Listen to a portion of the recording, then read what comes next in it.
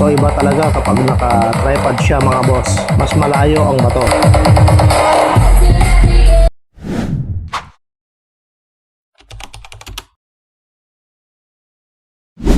Hello mga boss, it's me, Kuya Jerboy, and I'm back for another vlog today. Sa lahat ng mga viewers at subscribers natin, maraming salamat sa inyong suporta. Maging ang mga customer natin from abroad, lalong-lalo na sa Europe, maraming salamat sa inyo. Actually, dati ko nang na-vlog itong Trevox na speaker dahil merong naidagdag ating muling i-review. Itong passive speaker ni Trevox mga boss, bale, 4 na sizes ito. Ang wala lang ay yung 8 inches. Pero parating na rin. Lahat ng model mga boss, pare-pareho ang design niyan. Mula harapan, taas, sa likod, same lang yan mga boss. Ngunit sa mga hindi pa nakakaalam, siksik siya sa alaman mga boss. Kaya nga sadyang mabigat siya. Trend 15 passive speaker ni Trevox, 15 inches, 1,200 watts, maximum SPL 132 decibel. At ito namang Trend 12 inches, 1,000 watts at 130 decibel ang kanyang maximum SPL. Ito namang Trend 10 inches, 500 watts, 125 ang kanyang maximum SPL. Dahil nauuso ngayon ang ganitong design, kaya nilabas ito ni Trevox mga boss. Clear na siya. Active ang kanyang main speaker.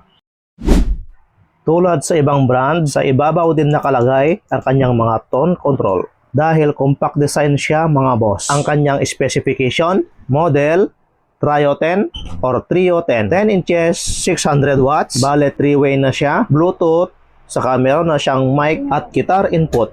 Sa isang model naman tayo, Trio 12, 12 inches, 800 watts, 3-way na rin siya. Bluetooth, mic at guitar input, meron na rin. Dako naman tayo sa kanyang likuran. Sa ibabaw niya, yung kanyang mga tone control at sa likuran naman, ang kanyang mga audio input.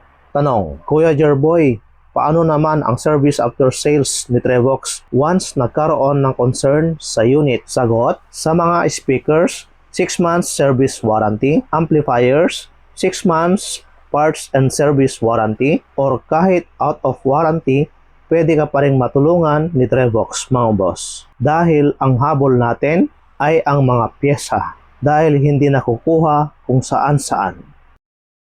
Sa mga gustong malaman ang presyo, pwede nyo po akong i-message. Lagay ko po ang link ng aking Facebook account sa description sa baba. At baka pwede nyo po akong i-follow sa aking Facebook account. Back to our topic.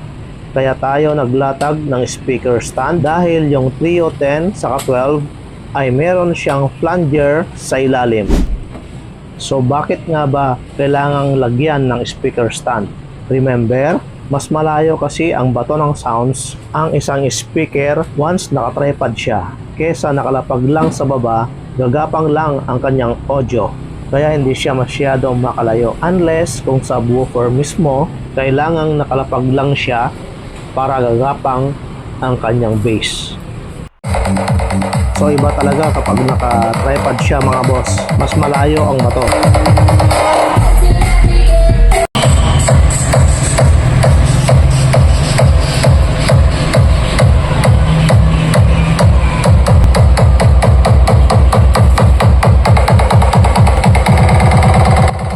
Kung pang indoor at fixed setup siya, wall bracket ang pwedeng gamitin mga boss para dito sa speaker na ito.